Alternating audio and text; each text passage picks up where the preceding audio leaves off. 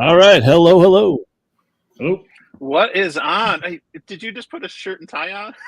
Well, no, I wanted to elevate my game here, but I figured, with all of your, your POTA man. and stuff like that, we just got to make things that much better. Paul and I felt like, we were just in front of, the business professional. Yeah. Got to do professional appearance when you're talking about POTA. Yes. Nice. Well, welcome everyone to the second Northeast Ham Radio Happy Hour. We are simply a bunch of hams in the Northeast that are ham tubers, content creators, podcasters that just love ham radio and are trying to promote it in our neck of the woods. It's that simple. So that said, let's go around and just do a quick round of introductions. Let's start with Rob. Oh, I'm last on the screen. I'm Rob, N1NUG. Some of you may have seen my YouTube channel, 741. I'm in Connecticut, and among other things, I'm a ham radio enthusiast. I enjoy POTA and collecting old boat anchors and stuff, as you can see behind me. Back to you. Okay, how about Paul? Paul from Vermont. This is the and for those of you watching and keeping score, this is the only ham radio show that you're ever going to see with two Pauls and one mic. So let's go. Let's go with the Paul in Vermont first. And no Jasons. We should put that one out.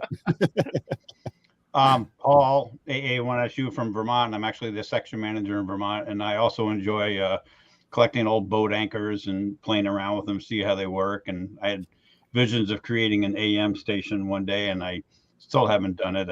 But I have the radios, and I wind up buying these estates and playing with some of the radios and keeping them and selling some to make my money back. And I've done some POTA activations with my club, the Radio Amateurs of Northern Vermont. And this year we're going to be doing our field day from a park. So we'll be up around probably 6,000 cues by the time the weekend's over from a park. And so I'm sure people appreciate that. That's going to be fun. Let's go to Paul number 2. Hey, I'm Paul number 2, KF4TPY from Merrimack, New Hampshire. And I've never done a POTA Rove, but I'm very, very interested in the topic of conversation this evening.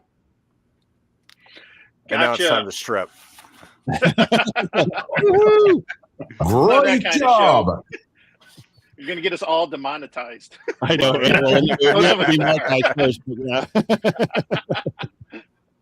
All right, let's go to Eric. All right. Well, I'm Eric, call sign N1JUR, and as folks have saw, we're trying to just elevate my POTA game here, and Mike has set a very high standard, like we said, and going straight from the office and doing POTA activations just makes me want to aspire to him and get out there and do the same thing. I usually try to get down to my t-shirts and but all good there, and looking forward to talk about POTA Roves. I've done a few myself. Awesome. How about you, Marvin? What's up? Yeah, good evening, guys. Thanks for welcoming me to the show, first of all. Glad to have you on here. Marvin Turner, the ham radio guy, podcast myself. Got POTA. In fact, I just did a POTA activation day up in Vermont at Fort Dummer State Park. It was a little more challenging than I would have thought beginning, but I've done a few POTA Roves myself, and I try and get them in when I can. But it's been a while since I've kind of done a park activation. Just moving into the Northeast here from in the south of Tennessee. So looking forward to getting some good park activations in here. I mean, it's not hard to go between, two parks in, half hour around here. Yeah, definitely. How you doing, Matt? I heard we heard you took a spill. Oh, I took a little spill. I have my boot on right now, and like Paul number 2, I've never done a rove, and looks like it won't be for a while. I might do some car roving, drive out, toss a wire in the tree, or do a vertical, but I guess Paul and we got to get out there and start doing a POTA Rove. Let's do it. Yep. Yeah. And I'm Mike, N2MAK. I do a lot of portable radio, and like Eric was saying, sometimes I'm just going straight from work, and I'll be the best best dressed man in the wildlife management area. So it is what it is, you know, between work, family, kids and stuff. Like I get out when I can, how I can. And I'm lucky, like Marvin was saying, like New England, the Northeast, New York, there's just a ton of parks. And I'm lucky to have so many so close. So with that said, the topic we picked is POTA Roves. And so one thing, I don't know how many of you watching or on the channel are kind of new to POTA. And if you remember the Radar Awards, that's kind of the genesis of where this all started out. And I've actually done some of those radar. That was short for Rapid Deployment of Amateur Radio.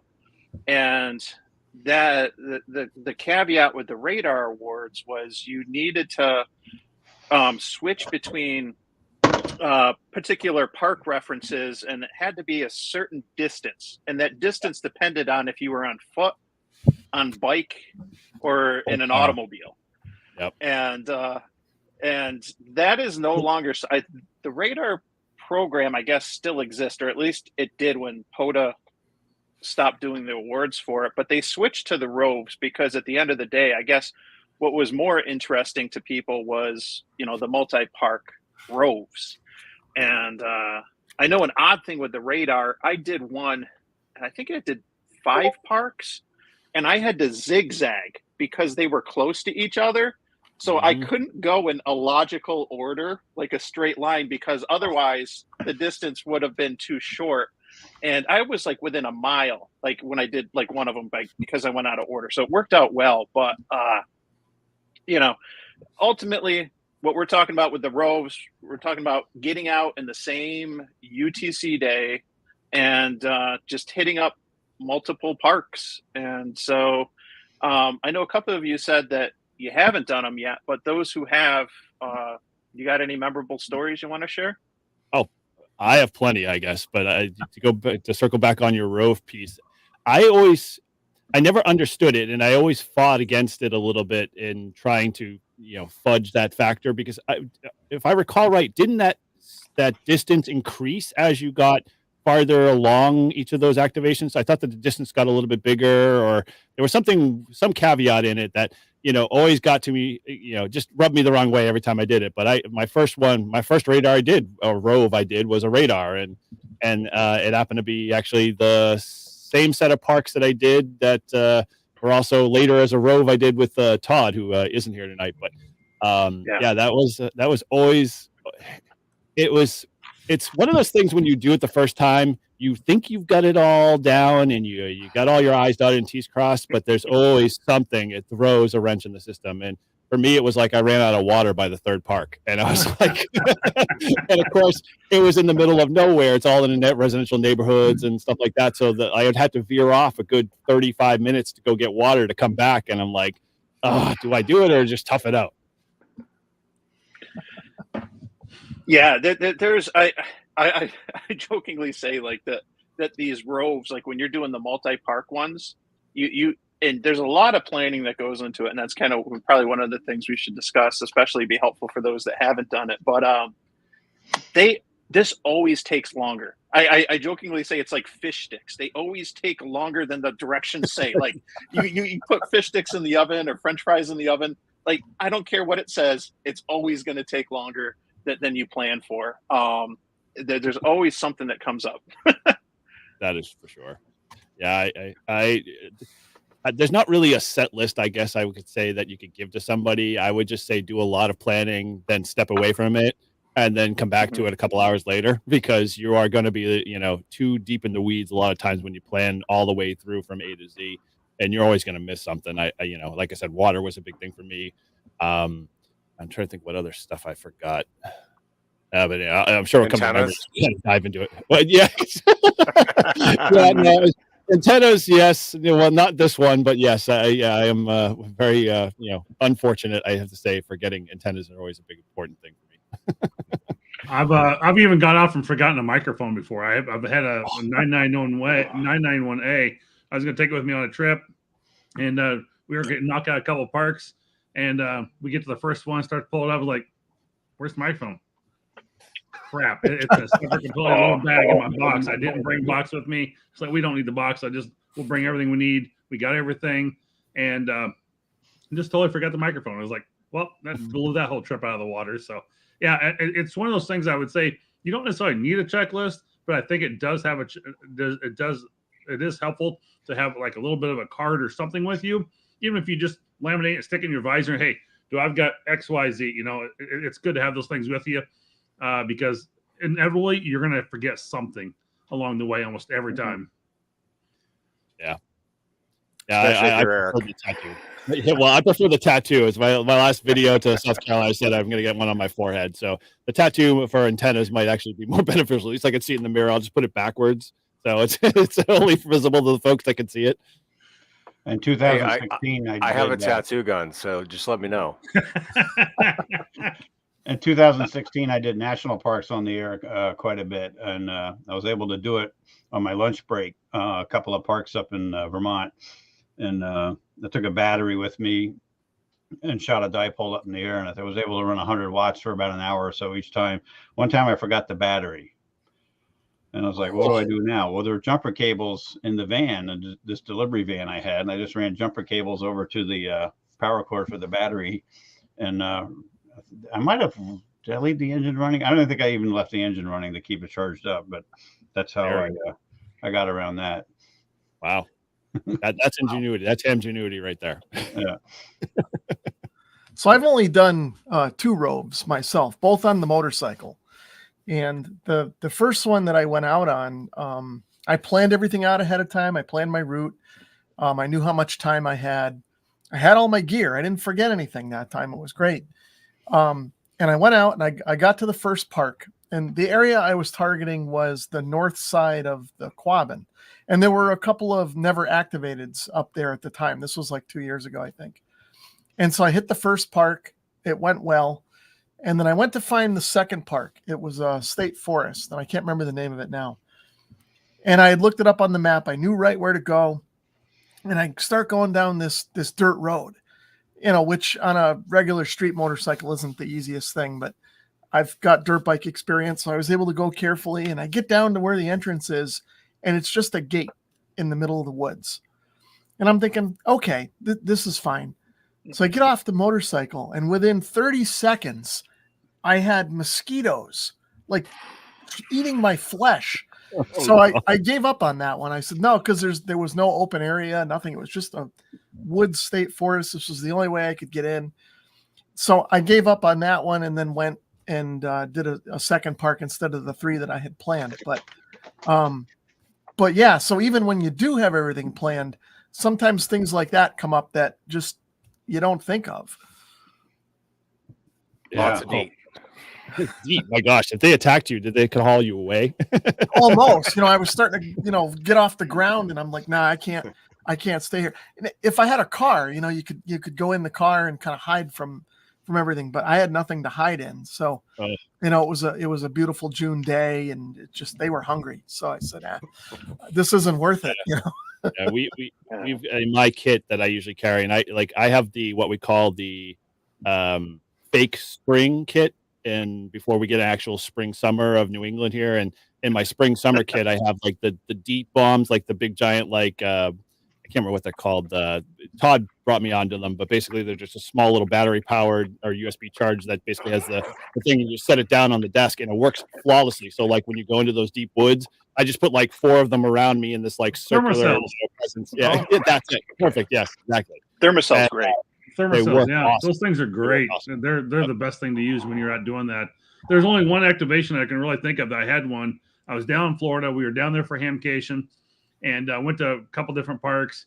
And of course, it's a lot of sand everywhere, and there was no-see-ums. They're like little tiny microscopic like little bugs. Oh my gosh! And obviously you can't see them, and it's like I was itching. It was terrible. I had to get medication. And that was the worst. And that was my worst activation ever. When I did like 3 or 4 parks when I was in hamcation that week, and man, it was just that was the worst one I've ever had. with bugs. The And question is, did you activate the park? Did you get the park? Yes, we did get to activate the park. Yes, I did get that. Yes, I wouldn't leave without that. That was even like today. I was like, I'm not leaving until I get my at least 10. So I've been through those too as well. Yeah, I one tip, you know, the Thermacell's great. I keep a Thermacell in my car, like with some of my like ham sticks and antennas that are always in the trunk. But one other thing that's in my trunk, which is certainly handy for roves, and I'd recommend it for anyone who does it, but I think it's great to do for like any POTA activations, is I got in the habit of printing out a paper copy of the park maps. Now in New York, and I don't know how it is for other states, at least most of my activations are at state parks, state forests, state parks, wildlife areas. And the DEC has a website for each of the parks, and each of those has a PDF map. And so I would print out a paper copy of the map, and I at least write the park number on there in ink. I would sometimes, if it's a twofer or a threefer, make note of that, so I knew like all the park numbers. And if you get into one of those situations where you got like spotty cell service, at least if you've got a paper copy of the park map, you know where you are. But if you wrote down that park number on there, then you know your park number too. Now, I'm not going to go through and update all of them and change them all to US, because we know that that's coming. But what I did do, rather than just throw them out, recycle them, is I punched holes and did a 3-hole punch, and then put them into a binder. So that binder is in my trunk, and it's all the parks I've ever activated. So the maps are there. And if I ever find myself, you know, in a particular neck of the woods where I want to activate a park, like I've got a hard copy of the map there. And I know some of them I've done, you show up and you don't know till you get there, oh wait, no, I got no data service, or I'm in and out. And so that's a handy thing to do. And if you print them out, just save them, put them in a folder, put them in a binder, keep them in your car or something. That's my tip. Yeah, that's what I do. Mike, have you ever done like after action reports on those on the back side maybe, and said, hey, I made 10 activations, no cell service. It was the best place was at this part in the park. I mean, have you ever done any notes like that afterwards? No, and that's a good thing that I should do, because now there's a couple parks like I've done a few times, and I know which ones kind of have the spotty cell service, but I might do those parks maybe only twice a year. And it's kind of like you get out there, you're like, oh wait, yep, nope, it's in and out here, and that's a good idea.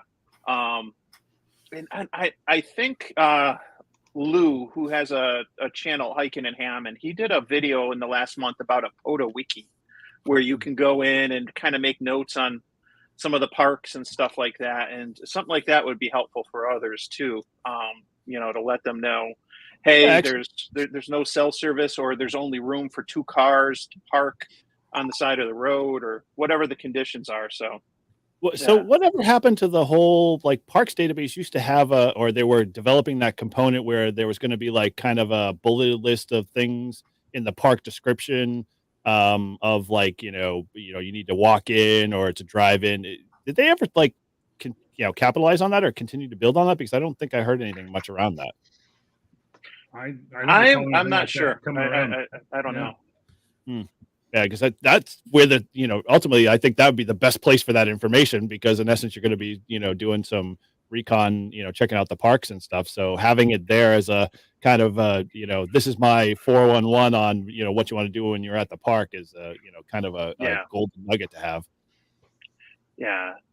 Now I got a question for the group. Those of us that have done the roves, I'm curious to see, because this can be controversial. So we'll get this out of the way right away. When you're doing the roves, you got to get those 10 contacts in. And I know that there's those that are they're going to go do the rove and they want to get maybe a dozen. They want to get 12 contacts, get that insurance, and then they're done. They're down the road, off to the next park, pile up or not. They're in and out. And so kind of what's your approach to how do you handle that when you're doing a multi-park rove? If you've got a pile up, are you going to go through and exhaust it, or are you just going to get out of Dodge and off to the next? And if so, how do you manage that? I was dealing with that today. I didn't do a Rove today, but I went out and did one park, and it was getting to be time I had to get back for dinner, and I just had to pull a plug. And I mean, there were guys that I didn't work yet, but nobody came back and said anything like after I said I was done. So you just got to pull a plug. I mean, I've had it happen when I've been hunting, sit here for 20 minutes trying to get somebody, and they just got to pull a plug and go. So I think most people understand, when you're done, you're done. Yep. Yeah, I'd agree with Rob. I mean, when Most I people. was, sorry, right, well, Not everyone. we're not going to, give the sad hams their platform, but I would say for me, like I usually when I did my 7-park Rove, the best thing I did is try to set a schedule, and in that schedule, it's like, okay, first park, once I get to 10, before I even get to 10, in the log, I'm like, okay, I'm letting people know when I do my CQ, hey, I'm on a Rove. Where we're going to be rolling a couple different parks. You can hit us a couple different times. You watch the spotting page and just kind of communicate that out there a couple of times. And then so when I get to like the 12th contact, at that point, I find it actually just goes dead because most people are like waiting for me to say, hey, we're done. We're going to roll to the next park. And then a lot of them guys are just waiting for us to hit the next spotting page and roll from there. So that was kind of a little bit of a tip that I learned with my first Rove I did is that let people know in advance that I'm not here for the long duration. I'm going to be in a bunch of different places. Yeah, no, that's a good one. Another one that's worked well for me, and whether it's a Rove or if it's just an activation where I got to get out of the park or I got to get home for dinner or something, is I'll usually tell people I'll take 3 more contacts. And this is something one of my Elmers who's the POTA mapping coordinator for New York told me about, and he does it. And then I'll count down. So I'll say, all right, I'll take 3 more contacts, and then I'll work the next person and I'll say, okay, I'll take 2 more. So I let them know I'm actually counting. And then I'll say, okay, this is it. Last one, I got to, take down, get to the next park. And I've found that when I do that countdown, and when people hear you say 3, okay, but then you come back the next call, you're like, okay, 2 more, that's it. And they realize, okay, yeah, he's keeping score here. So Buckingham's got the right idea. Just turn your volume down. I don't think I've done. I'd have to look. I don't think I've done a Rove where I've incorporated an ATNO, an all-time new one.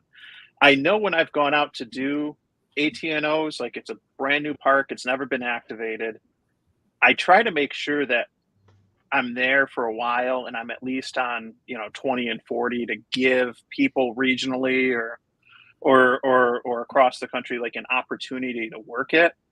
But I'd feel bad packing up and leaving an ATNO really quick. But I don't know that I've ever worked one of those into a Rove before. Usually when I'm roving, it's ones I've done before. They've been done many times. How many ATNOs are left? I mean, there's not probably a whole lot. I would assume that it's probably going to be like a almost golden, opportunity to find one if you got lucky, and try to plant it in a Rove. Yeah, when I got into POTA, like that first year or so, there was a handful. There was a lot of state forests, wildlife areas, and I maybe got like a dozen or so of them, and most of them they were ATNOs for a reason. I mean, you had to go out of your way to get to them, and there was not a strong ham density in that particular region. So a lot of these things are ATNOs for a reason.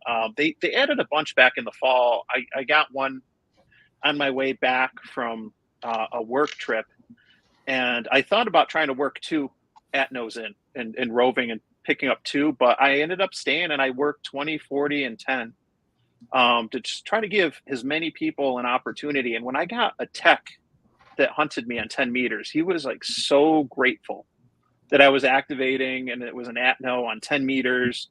And that changed my perspective a lot. Just, we had a nice little QSO because he was studying, he's already upgraded to general and stuff. And,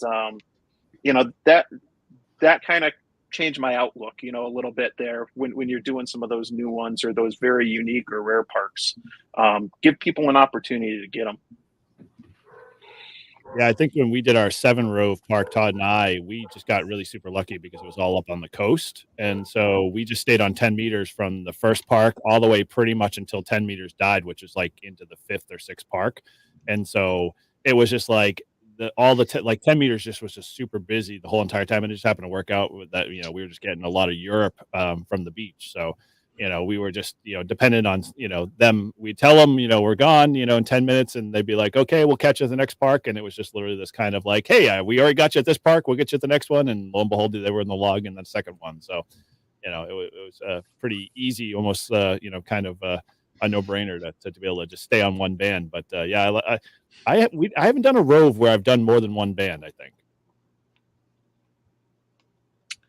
Yeah, a lot of times I'm on the Roves. I'm trying to just stick to one, and it's easy if it's like you're using a ham stick or something that you can do like a quick deployment. So if you're going to be setting up a dipole or something, it's going to take a lot longer than it is to throw a mag mount on a roof or something. So a lot of times if I'm doing those multi-park Roves, it's just, I'm throwing a 20-meter, 40-meter ham stick on the roof, getting a dozen or so, and then kind of off to the next, depending on how busy it is at the time or not. Yeah. Or as, KG2M says, an ATAS 120. I love my ATAS when I forget my antenna because that's just my backup. I leave that in the truck all the time. And every time I'm like, oh, I forgot my antenna. Oh, no, I got an ATAS. I'm good. Yeah, that's what I've got in my F-150. So, I've got a aluminum body. So, of course, Magnum mounts are absolutely pointless at this point. So I had to come up with another way to do this. So ATAS 120, a great low antenna, and I had some great signals today, even on a POTA activation. But this was my second one that I've done that I've actually struggled with using the ATAS 120 to get the park activated, and so I'm kind of thinking maybe I'll go back to my NFED halfways, but we'll see. I'm taking a road trip in 2 weeks, next week, and I'll be going from here to Wisconsin. So I'll be hitting a couple parks along the way over like that 2-day time period. And I haven't got exactly planned out which ones I'm hitting, but we definitely kind of be doing a Rove at that point. But, we'll see how it does with mobile. I've had some great mobile contacts using the ATAS 120, and it's definitely one of the best ways to go. Some people say, well, that's not really setting up in a park. That's kind of cheating if you're just using your mobile, getting the vehicle and just going like that. But, if you are trying to go from that park to park and make those quick activations, it's not a bad way. See, I was going to give you a hard time and say that's cheating. Yeah. You're not really setting up an external antenna or, using a battery, Yeah. Has anyone done a Rove with a wire antenna, like a dipole or NFED half wave? Yeah. Yep. Oh, you did? Oh, nice. Yeah, even the ones on my motorcycle. I have ham sticks I can put on my motorcycle, but I've used the NFED half wave too. Nice. Now, when I've done the Roves, I've only planned to do 3 parks at a time. I'm not trying to get 10 parks. If I were, then I would probably stick to one band like you guys were saying, and probably just use a ham stick or something, whether it's on the car or my motorcycle or something like that. But yeah, I did a Rove last June, International QRP Day. I think it's like the 17th or so. It's in June. I didn't know that there was an International QRP Day. I just kind of stumbled on it, right? And I was like, okay, I got to do something fun for this. And so I did something unique, and it was very challenging, but it was fun. I did a 5-park Rove with 5 watts and 5 different antennas. But wow, I let I saw Kevin in the chat earlier. I don't know if he's still there. His Facebook group, the QRP SSB Facebook group, I let them vote on the 5 antennas. And so they sent me out. The first park, I used a Rybakov antenna. So that's like a 25, 26-foot vertical random wire with a 4-to-1. Then I used a mag loop at the second. I used a 35.5-foot random wire at the third. The 4th park, I used Wolf River Coils 17-foot telescoping vertical, like a quarter wave on 20. And then the last park I used the KM4 ACK 40-meter end-fed half wave. And that was a challenge, definitely, especially, 5 watts on a mag loop SSB and stuff. But I got it done with 15 minutes to go before the end of the UTC day. And it worked out, and it's, it was all the lessons that you could possibly get. I got in that one day, from like the first park not having cell service to spot myself to, the difficulty trying to set up at one of the wildlife areas where there were 3 other cars. Like I had just enough room to park my car. I don't know what was going on in the wildlife management area that day, but there was it wasn't hunting season or anything. But everything that, could possibly happen or whatever happened, and it worked out though. It was a good challenge, and you learned a lot from operating low power with these different types of antennas. And at the end of the day, you can actually get it done too with 5 watts if you need to. So now, I got to ask a question. This is a controversial one. Like, obviously you did the Rove. Were you setting out to do only low power? Yeah. Yep. Okay, so you originally started. Okay, so I guess I was say yeah, that was the challenge. I jokingly called it, and those who are Gen Xers will remember, get the reference. I called it the Blonde Ambition Tour, because echoing back to Madonna's Blonde Ambition. But I was like, nope, I want to do 5 parks, 5 watts, 5 different antennas, and I picked the parks because I was going around one of the Finger Lakes, and they were all about 15, 20 minutes apart. It wasn't too bad, but it takes longer when you're setting up all those different antennas, especially wire ones where you're putting up masts, taking them down, and setting out radials or whatnot. It all adds time, and but what was at the end of the day too, like you can get it done with a good antenna and low power if the conditions and the bands and everyone else cooperates and doesn't step all over you. What was your most challenging antenna that day?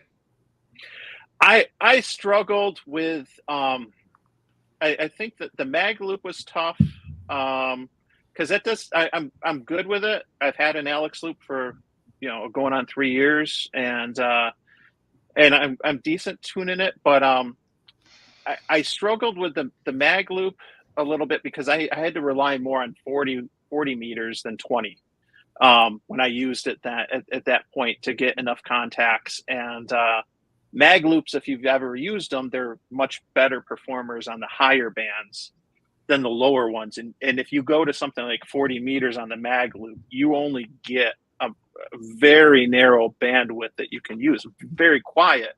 I just ordered an alpha antenna yesterday, so we'll see when it gets here next week. So that's one of them I will be using next week as well on the trip to see how it works. I've never played with one, so I'm kind of curious to see how it goes.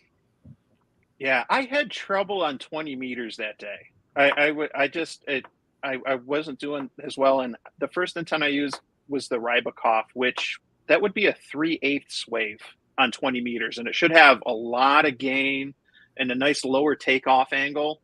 And I had to lean on 40 meters, which is something we can do in the Northeast, to get it done. And it's much shorter than a quarter wave on 40, but sometimes I guess it's band conditions too.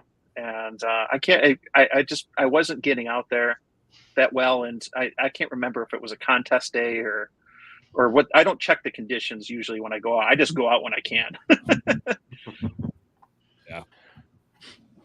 So go ahead, Eric. I got a question. So just in general, because I know Paul Vermont Paul had mentioned that he's a big AM guy. Any of you guys do AM at all with any of your whether you did Roves or not? I'm just curious. No. No? And you have the desire to do AM? Give AM a chance. That's what I say. I only started doing it. I don't even do AM at home yet. Earlier this year. Oh, okay. So I've been meaning to try it, but I haven't done it. But you've done it, right, Mike? I've done it a few times. I started, and the idea came from Shane on Ham Radio Clubhouse. He mentioned it, and one of my personal amateur radio goals for the year is to do, some new modes. And so I did. I wanted to go out and I did AM. I did RIDI during a contest in the winter, and then for the first time on Winter Field Day, I went out and did JS8 call at a park, and that was fun. And just, I'm trying to try some new things. And so AM, I mean, it's just you just hit a button and off you go.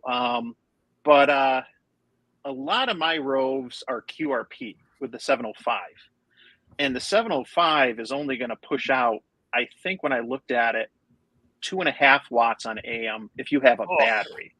And I think it's like 1 watt without the battery on AM. And so like the 7300, if I go out and do AM, if I have it cranked to 100%, I'm only pushing out the equivalent of 25 watts, which is perfectly fine if you got, and I've used dipoles or quarter wave verticals on 40 meters when I've done it.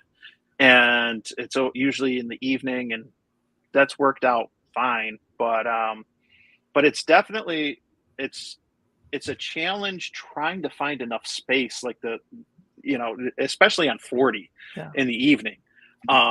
You're taking up twice the bandwidth as you would on sideband and whatnot. So it's just to find an opening is half the challenge. Mike, but then you got to deal with the power. Mike, do you do CW when you're doing low power or just phone? I haven't done CW yet. It's on the to-do list. I probably won't get to it for another year or two, but I will. I don't have a permanent station at my house, and that's my challenge, because when I want to wait till I get something set up, and then I'll dive into CW when I can do that regularly to practice and kind of learn it. But I haven't done that yet. Anybody do FT8 from a park? Yeah, the manual version of CW. yeah. That was my next question, Paul. Has anybody done a true activation with just doing FT8? And I can say I have not. So I see a lot of parks on the air on FT8, and I try to work them, and it's difficult. You don't know what their park number is, but I guess it doesn't really matter, because you wind up on their if they log you wind up in the database anyway, right? Yeah. I didn't do a rove on FT8, but I did one of my first Vermont, not one of my first Vermont parks, but one of my Vermont parks when I was doing a lot of work up in that area. I did FT8 only because the bands were just so staticky that day. So I was like, all right, well, I've got the laptop here. I'm just going to flip it over. And it worked actually pretty flawlessly. I was able to at least activate the park and not struggle with sideband trying to, squeak out a contact. No, I got to say, I'm a sideband in the park kind of guy. I love sideband, but when I borrowed Eric's radio, and I just released the video about 5:30 today, I used that FX4CR, and the sole purpose of figuring out that radio was to see if I could do FT8 in the park, and it's so freaking boring. Like, I was bored to tears sitting in the park, and I'm like, yeah, all right, I'm making some contacts. This is great. Oh man, I would rather talk to people. Yeah. I'm glad you said that. Amen to that. Rob didn't want to be the only one. Yeah. No, I don't have any problem with FT8. I'll do it from the shack here once in a while. But yeah, after about an hour, I'm done with it. And I'm good for about 6 months, and then I'll do it again, But it's a cool technology. But yeah, for POTA, I want to get away from the computer. I'm out doing other stuff. But yeah, to the people that do it, that's great.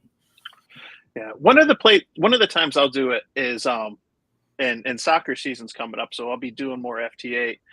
My youngest son happens to have, and I'm very fortunate that a lot of his soccer practices are at a POTA park. Oh. And so I have no qualms about, on the nice days, May, June, July, just sitting in the car.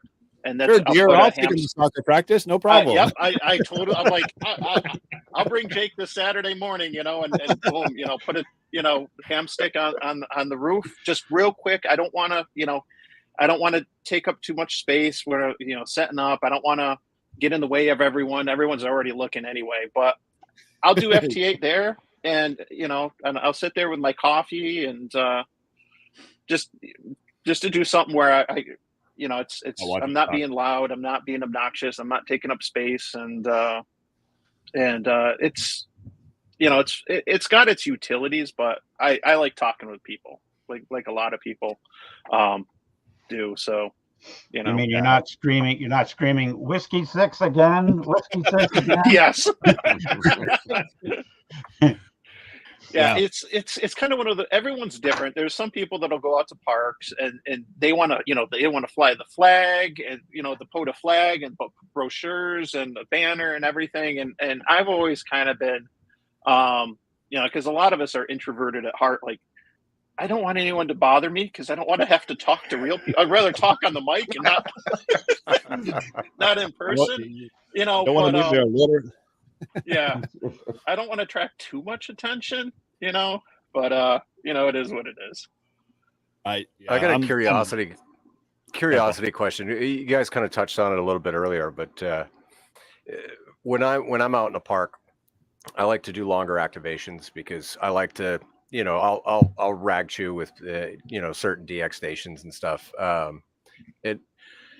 For me, it's a dual purpose thing, right? So I'm getting out in the park, I'm getting into nature, and I'm enjoying myself, but I'm also there for the hunters, right? And so I always feel bad, like, all right, I'm losing daylight or I'm getting cold, we're gonna have to cut it short. How do you guys personally handle doing a rove where you have to keep it short? I mean, if it's then it's all about you, right? Well, first and foremost, I know it's all about me. That's kind of how I start to rove out. But yes, side cheek, side cheek humor. But from a rove standpoint, we didn't kind of touch upon it, but if you do a rove on your own, it's very different than you're doing with someone else. And we can probably touch upon that if we want to kind of go to that road. When I did it on my own, I was only able to get 5 parks down. And like I said earlier, like I learned after the second park where I was like finding out that the 10 minutes or 20 minutes I was giving myself to be able to operate on the air was now going 35, 40 minutes long, because I was just like, wow, this is just real fun. I'm getting, all the, excitement, and everyone, I'm telling people I'm on a rove, but, they're still coming like a big pileup is. And I'm just like, I got to cut this short. And so I learned, after like the third park, that I was just like going to just keep repeating and regurgitating over and over again that I'm on a rove, I'm on a rove, I'm on a rove. And that just kind of communicated to folks that, once they hit the spotting page, people were typing in comments, oh, he's on a rove, he's on a rove. And, those folks would then, those that didn't want to work that, big pile up to, make that contact or whatever, just didn't, they steered clear. And so I really got kind of just a combination of the smaller contacts, but I got, the same people over and over again, because that's what they were excited about. And they were waiting in anticipation for me to get to the next place to get set up. So I'm sort of like with you, Paul. When I'm out doing POTA, I like to take my time. So the few roves that I've done, I've limited it to like 2 or 3 parks so that I can fit it in the time frame that I have and spend, time and make 20, 30, 40 contacts at each park. On top of that, I figure, I just want to enjoy the park a little bit. I don't want to just, be there for 10 minutes and leave kind of a thing. But so that's the way I approach it. Would I ever do like a 10 park rove? Maybe, but probably not. When I've done the roves, a lot of my normal activations are just impromptu. It's kind of like, soccer practice got canceled, I got time to go out and play radio, or, there's an opening in the day, or it's kind of not planned out. I have enough parks near me that I can just head out to a park, pretty quickly and bang one out. But with the roves, you're doing a lot of planning. You're looking at maps. You're trying to figure out what the best way is to get in between these parks, and that's one of the times. I'll do this when I do an ATNO or ATNO. It's kind of like, it's like what the AT-ATs in Star Wars is. It an AT-AT or an AT-AT? Pronounced GIF, right? Yeah. But yeah.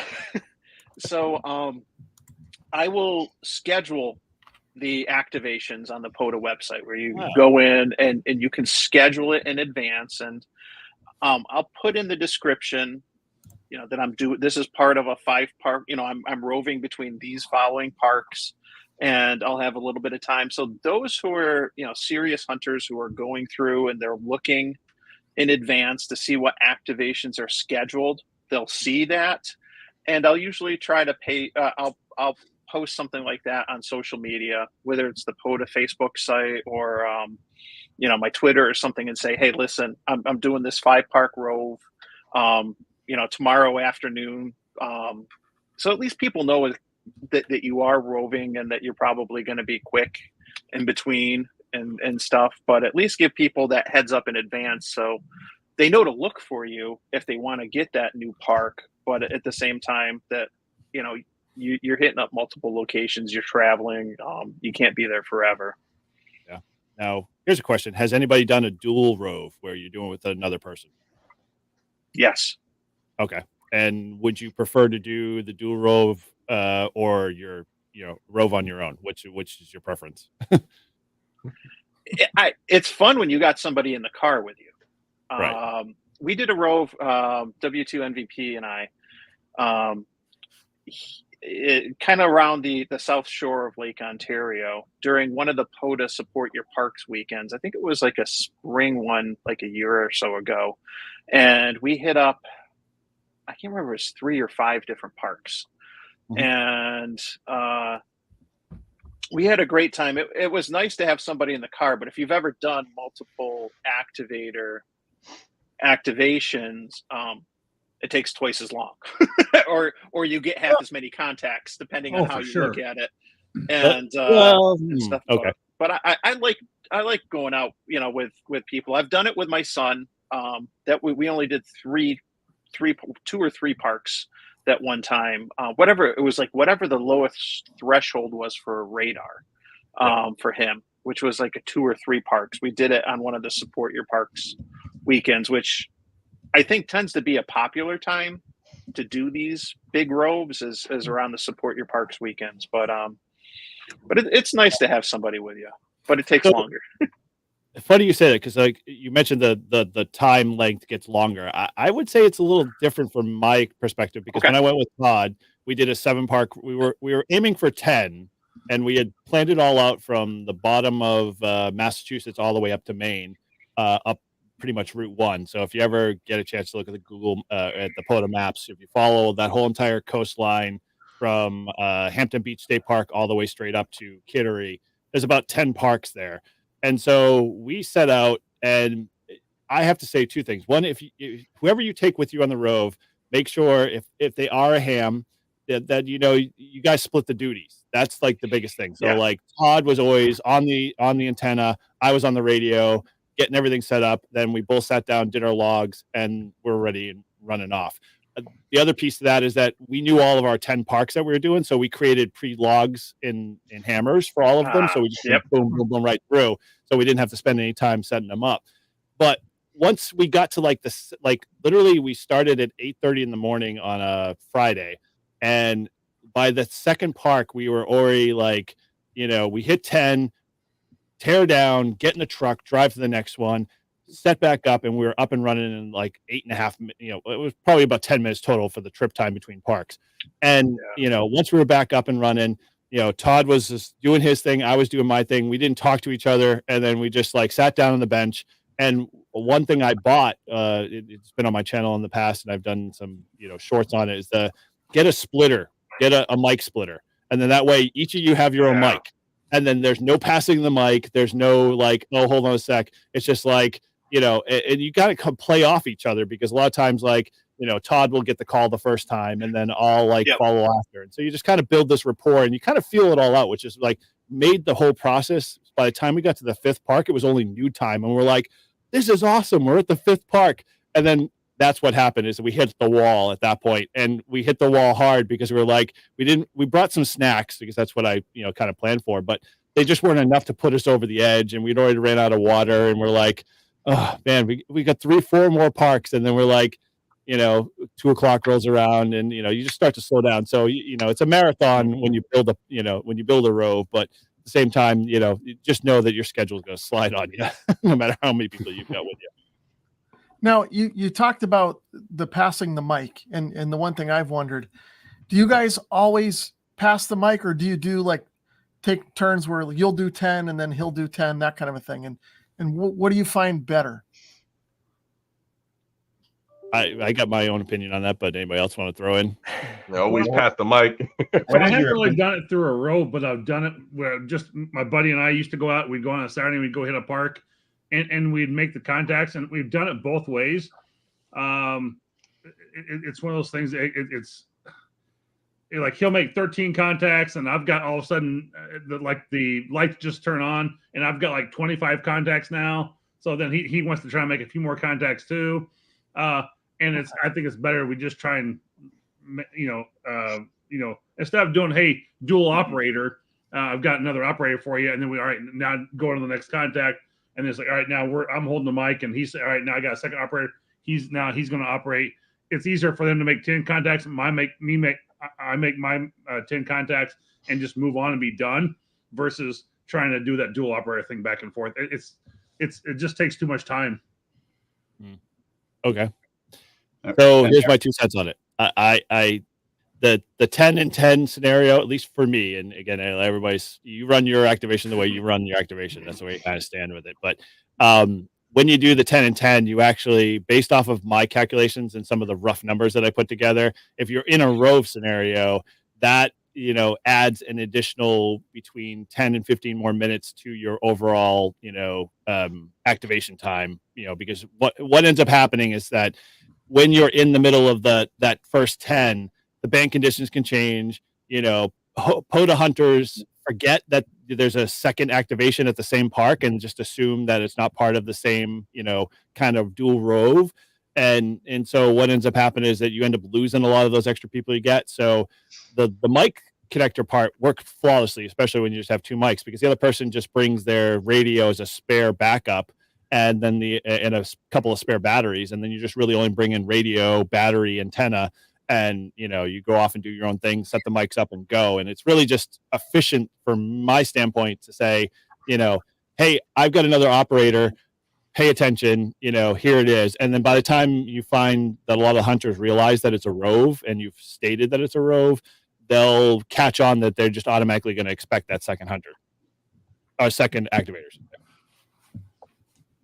I love the mic splitter. That's a great idea. For sure. It's such a game changer with each person having their own mic. Yeah. If my bag was around, I should go grab it. But yeah. No, I got a feeling that the mic splitters are cheaper than getting band pass filters. So that's That's true. 100%, man. 100%. For sure. Yeah. If you want to save some money, buy a splitter. Yeah, well, I just looking at it now, we're coming up close to 8:00. So I know that I think Paul and Matt had said they haven't done Roves before. So like, you guys got anything that we didn't cover? Or did we scare you away? Yeah. I'm not much of a park activator right now. I did it in 2016 with National Parks on the Air, and our club will activate a park and invite us to come along, and I'll go operate with the setup they already have. But we're a little more serious. We're there for the whole day. We're running 100 watts with a generator. Actually, no, we're running 600 watts with a generator and high dipoles up in the tree. One of my friends in the club, I don't think you can call it a Rove because it's not in the same UTC day. He went to 3 rare ones here in Vermont. No cell coverage. It was in a place called Glover, Vermont, and he spent all day at one park and went to another park for the night. Worked most of the night at the other park. Woke up the next day and went to a third park. They're all right near each other, but that's how he roves. And he roves like with 600 watts and a high dipole. And he does a lot of CW and very, very serious efforts.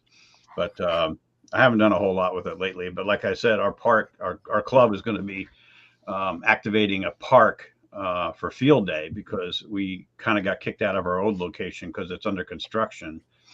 And we found this place is actually the closest park to me. It's less than a mile.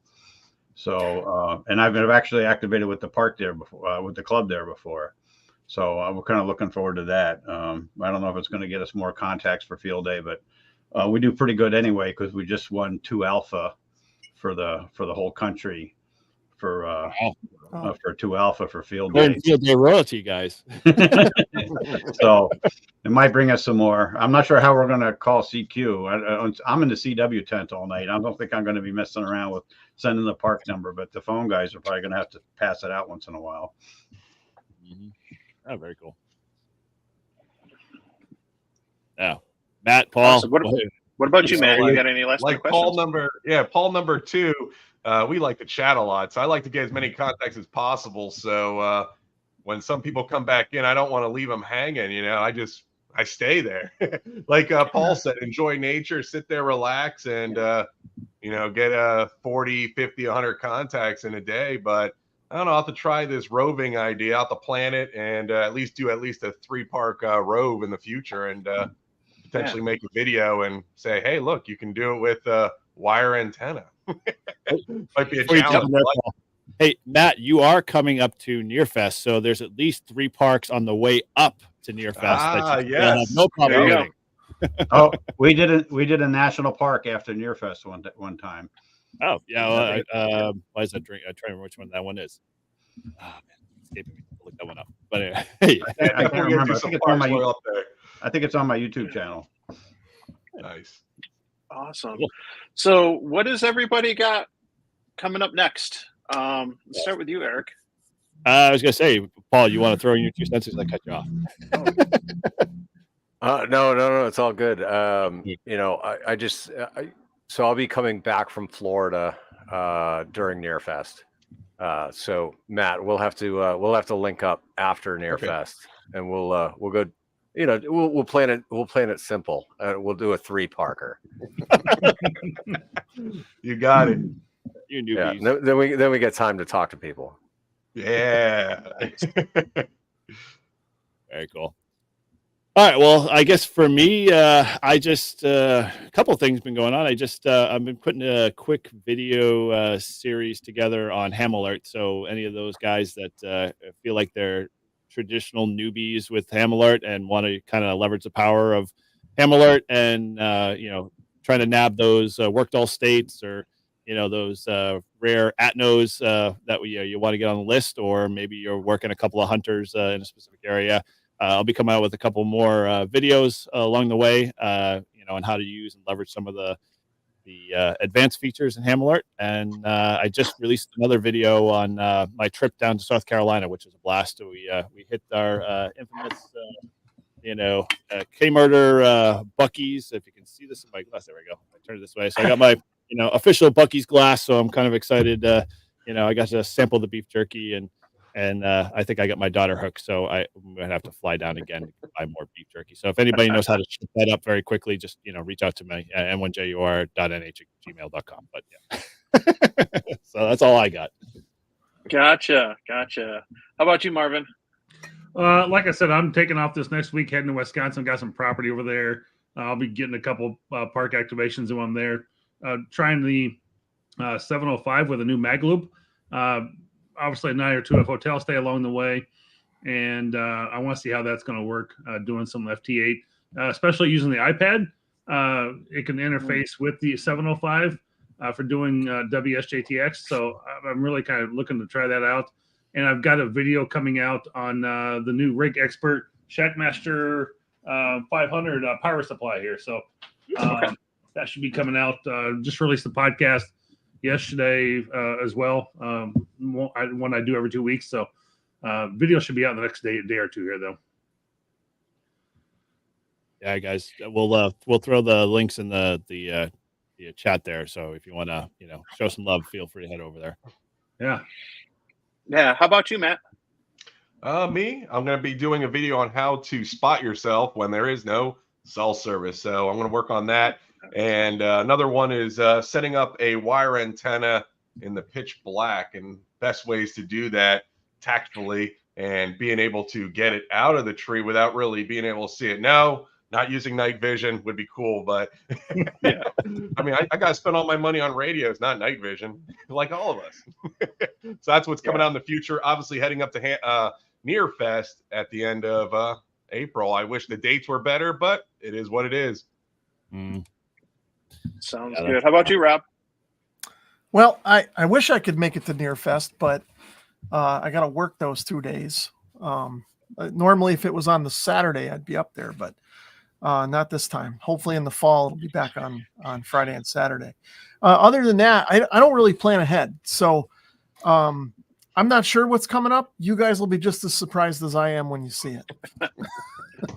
I guess the only thing that's really on deck is I'm trying to get a 2-meter 440 radio installed in my car, but that's really the only thing I know I'm working on. Other than that, we'll see what happens together. Yeah, I'm looking forward to more of your car install videos, because the Outback has been on my watch list for a bit, and so I saw the last video you just did on that lip mount kind of and that was interesting to see. So I might have to refer back to that down the road. We'll see if there's an Outback. I like in my the future. car, but it's a tin can, so I mean, yeah. But they all are now. So, but we'll see how it goes. How about you, Paul, down in Vermont, or up in Vermont, I should say? Up in Vermont. I don't have any parks planned. I've been off and on. I've been trying to answer a backlog of QSL cars that I've been getting from the Bureau, and just letting them pile up. And I answered a whole bunch of them. Still haven't sent them to the Bureau, and I actually ran out of cards, so I had a new one made up. This is a painting that a guy in Ukraine found online of. This is right around the block for me. Somebody painted the middle of Essex Junction, and I thought, that'll look good on the card. And then it's really nice. Yeah, and the back of it is got my awards and stuff on it, and like DXCC and worked all continents and stuff, triple play.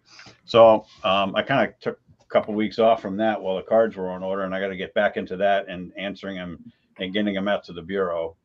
But I don't know, maybe we'll try. I won a radio at Near Fest. I won the grand prize.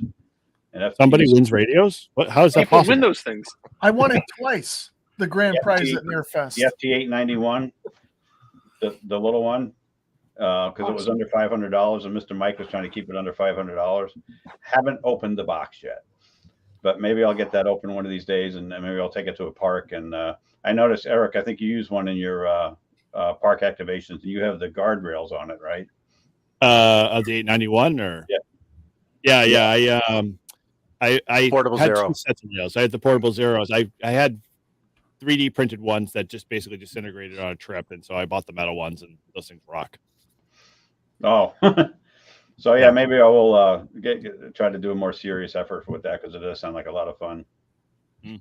That is, you're missing out. Definitely, it will definitely support you when you're doing your first activation. I guarantee. I'll make sure I put you on Ham Alert.